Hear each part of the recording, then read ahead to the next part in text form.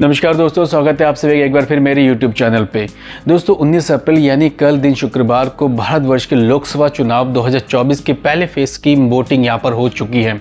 ये वोटिंग पूरे देश के 21 राज्यों के 1 से 2 सीट पर आधारित थी और वोटिंग का परसेंटेज भी बहुत अच्छा रहा। वोटिंग करने के बाद जहां नए वोटर्स ने सोशल मीडिया पे अपने फोटो अपलोड किए तो बहुत सारे सीनियर लोगों ने भी सोशल मीडिया का यूज़ किया, चाहे व्हाट्सएप हो, फेसबुक हो, ट्विटर हो, इंस्टाग्राम हो, स्नैपचैट हो, हर एक सोशल मीडिया पर यूथ के साथ बहुत लोग बढ़ चढ़ के हिस्सेदारी ली और बहुत सारे लोगों ने एक अच्छी मैसेज दी कि आप मतदान जरूर करें क्योंकि वोटिंग हमारा राइट्स है, तो हमें अपने राइट्स का यूटिलाइज करनी चाहिए।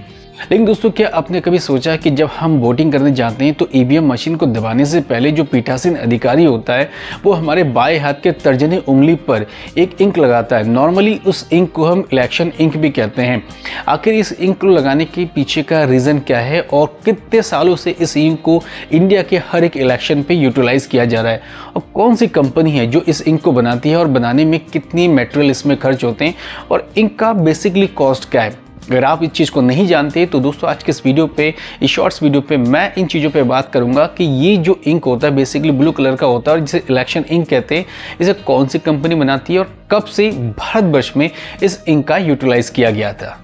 1947 में जब देश को अंग्रेजों से आज़ादी मिली तो उसके बाद इलेक्शन कमीशन का गठन किया गया और ये एक प्रक्रिया फॉलो किया गया कि देश में किस तरीके से आम चुनाव के साथ जितने निकाय चुनाव हो या नगर पंचायत के चुनाव हो सुचारू रूप से उसको तैयार किया जाए।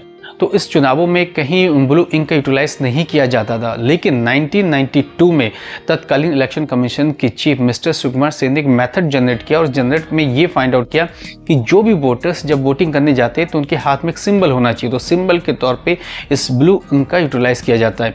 यानी देखा जाए और साधारण तौर पर बोला जाए तो सुकुमार सेन इस मेथड के जनक है और फिलहाल आज तक के इलेक्शन में इस ब्लू इंक का यूटिलाइज किया जाता है और इलेक्शन कमीशन के पास इस ब्लू इंक के अलावा कोई दूसरा अल्टरनेटिव मेथड भी नहीं है। अब बहुत सारे लोगों को लग रहा होगा कि ये जो ब्लू इंक है, इलेक्शन इंक है, इसको बेसिकली कहाँ से बनाया जाता है या कौन सी कंपनी इसको तैयार करती है। क्या ये कंपनी इंडियन है या ये फॉरेन की कंपनी है या हम फॉरेन से इन चीज़ों को मंगवाते हैं और इंडिया में इलेक्शन को यूटिलाइज करते हैं। अगर आप ऐसा सोच रहे हैं तो मैं आपकी जानकारी के लिए बता दूं कि मैसूर में एक कंपनी है MVPL। मैसूर बेसिकली दक्षिण भारत में स्थित है। Mysore paint and varnish limited जो 1937 में एक कंपनी स्टैब्लिश हुई थी, उस टाइम के राजा ने इस कंपनी को बनाया था।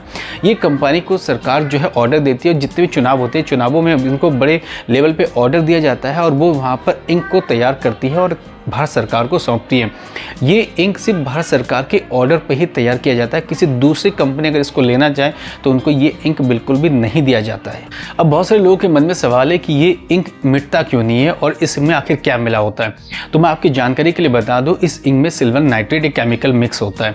जैसे ही पीठासीन अधिकारी हमारे उंगलियों में इस इंक को लगाते हैं तो विद इन 40 सेकेंड के अंदर ये इंक हमारे उंगलियों के साथ पेस्ट हो जाता है और लगभग 72 घंटे या कम से कम ये माने कि 72 घंटे के अंदर हम इस इंक को अपनी उंगलियों से बिल्कुल भी नहीं छुड़ा सकते। साथ ही आपने कई बार देखा होगा कि इसमें जब ये ब्लू इंक जो है धीरे धीरे ब्लैक होने लगता है तो इसका कारण क्या है। सिल्वर नाइट्रेट जब पानी के संपर्क में आता है तो आने के बाद ये जो ब्लू इंक है वो धीरे धीरे यहाँ पर ब्लैक होना स्टार्ट हो जाता है। अब बहुत सारे वोटर्स को ये लगता है कि हम इसे अगर साबुन से धो दें तो हो सकता है कि जो ब्लू इंक है वो हमारे हाथों से या हमारी त्वचा से मिट जाए। अगर आप ऐसा सोच रहे हैं तो ऐसा बिल्कुल भी नहीं है। सिल्वर नाइट्रेट केमिकल जब हमारे शरीर के अंदर नमक के साथ कनेक्टिविटी में आती है तो ये सिल्वर क्लोराइड में कन्वर्ट हो जाता है और सिल्वर क्लोराइड में पानी का बिल्कुल भी असर नहीं होता है।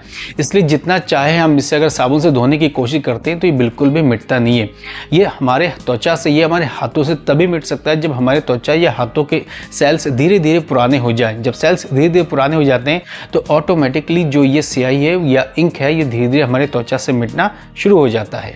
2024 लोकसभा इलेक्शन में इलेक्शन कमीशन ने इस कंपनी को 28 लाख बॉटल इंक तैयार करने को कहा और इसके एवज में इलेक्शन कमीशन के माध्यम से इस कंपनी को 58 करोड़ का मुआवजा यहाँ पर दिया जाएगा। यानी बहुत बड़े लेवल पे इस इंक को बनाया जाता है। इस इंक को बनाने के साथ ही बहुत सारे जो देश हैं इस इंक को बनाने के लिए इस कंपनी को बड़े लेवल पे ऑर्डर देती है। लगभग विश्व के 35 से ज़्यादा देशों में इस इंक को सप्लाई किया जाता है। लेकिन इंक को सप्लाई करने के लिए भारत सरकार की रजामंदी यहाँ पर बहुत ज़रूरी है क्योंकि इस इंक के लिए कोई पेटेंट तैयार नहीं किया गया। इस इंक को किस तरीके से बनाया जाए इसको कॉन्फिडेंशियल भारत सरकार की तरफ से रखा जाता है। आप कनाडा की बात करें, मलेशिया की बात करें, सिंगापुर, दुबई की बात करें, नाइजीरिया की बात करें, अफगानिस्तान की बात करें, बहुत सारे कंट्री में इस इंक को इंडिया से सप्लाई किया जाता है और बहुत सारे देश इंडिया के इस इंक को अपने इलेक्शन में यूटिलाइज करती है। सो दोस्तों, इस वीडियो पे मैंने आपको समझाने की कोशिश की है कि किस तरीके से ये इंक तैयार करते हैं और कौन सी कंपनी इंक को तैयार करते हैं और इसके पीछे का रीज़न क्या है। और जितने नए वोटर्स हैं स्पेशली उनके लिए बहुत इंपॉर्टेंट है कि जब वो वोट देने जाते हैं तो उनके हाथों में जब इस इंक को लगाया जाता है, वो भी वंडर फॉर्म पर आते हैं कि आखिर इस इंक को लगाया क्यों जाता है, तो उनके लिए जानकारी बहुत ही मस्त है। तो दोस्तों, आज के इस वीडियो पर इतना ही था। कल फिर मिलते हैं एक और नए वीडियो के साथ। उससे जाने से पहले प्लीज़ वीडियो को फुल वॉच जरूर कीजिएगा, अपने कॉमेंट्स जरूर दिए और कोशिश करें कि इस वीडियो को अधिक से अधिक शेयर करने के लिए, और आने वाले टाइम के जितने भी वोटिंग के स्टेप्स होंगे उस सिस्टम में पार्टिसिपेट जरूर कीजिए और अपना मतदान जरूर करें। कल फिर मिलते हैं एक और नए वीडियो के साथ। Thank you. जय हिंद।